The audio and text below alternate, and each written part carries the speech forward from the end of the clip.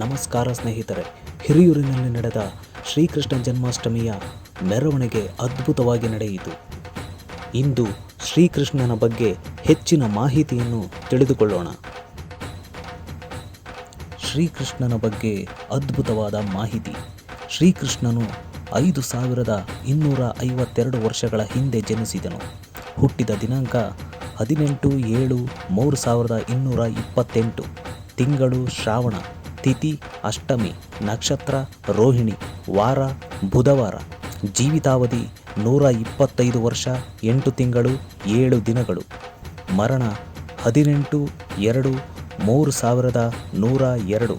ಹೃದಯ ಪೂರಿ ಜಗನ್ನಾಥ ದೇವಸ್ಥಾನದಲ್ಲಿ ಇಂದಿಗೂ ಜೀವಂತವಾಗಿದೆ. ಶ್ರೀಕೃಷ್ಣನ 89ನೇ ವರ್ಷದಲ್ಲಿ ಕುರುಕ್ಷೇತ್ರ ನಡೆಯಿತು.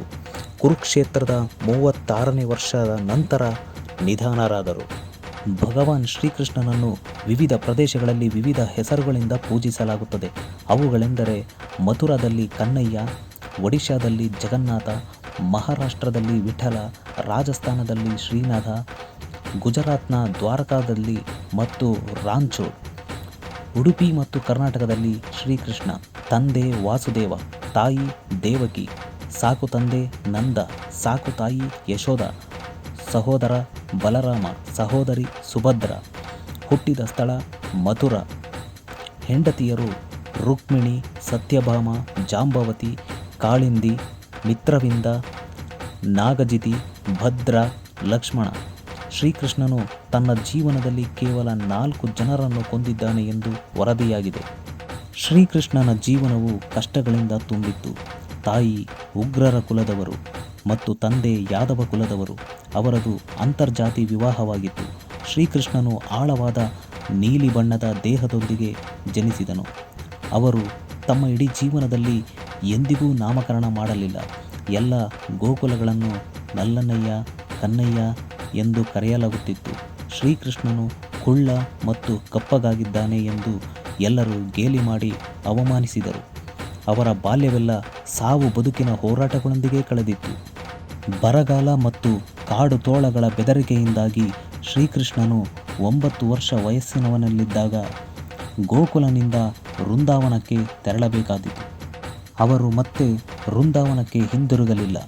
ಸಿಂಧೂ ರಾಜನ ಬೆದರಿಕೆಯಿಂದಾಗಿ ಕಾಲಯವನನ್ನು ಮಥುರದಿಂದ ದ್ವಾರಕಕ್ಕೆ ವಲಸೆ ಹೋಗಬೇಕಾಯಿತು.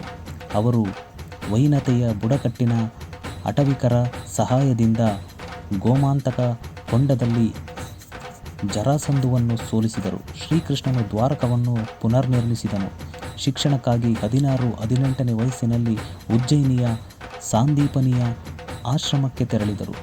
ಗುಜರಾತ್ನ ಪ್ರಭಾಸ ಕಡಲ ತೀರದಲ್ಲಿ ಅವರು ಆಫ್ರಿಕನ್ ಕಡಲ್ಗಳ್ಳರೊಂದಿಗೆ ಹೋರಾಡಿದರು ಮತ್ತು ಅಪಹರಣಕ್ಕೊಳಗಾದ ತನ್ನ ಶಿಕ್ಷಕನ ಮಗ ಪುನರ್ದತ್ತನನ್ನು ರಕ್ಷಿಸಿದರು. ತನ್ನ ವಿದ್ಯಾಭ್ಯಾಸದ ನಂತರ ಪಾಂಡವರ ವನವಾಸದ ಬಗ್ಗೆ ತಿಳಿದು ಲಕ್ಕನ ಮನೆಯಿಂದ ಅವರನ್ನು ರಕ್ಷಿಸಿದನು ಮತ್ತು ನಂತರ ತನ್ನ ಸಹೋದರಿ ಹಾಗೂ ದ್ರೌಪದಿಯನ್ನು ಪಾಂಡವರಿಗೆ ಕೊಟ್ಟು ಮದುವೆ ಮಾಡಿದನು.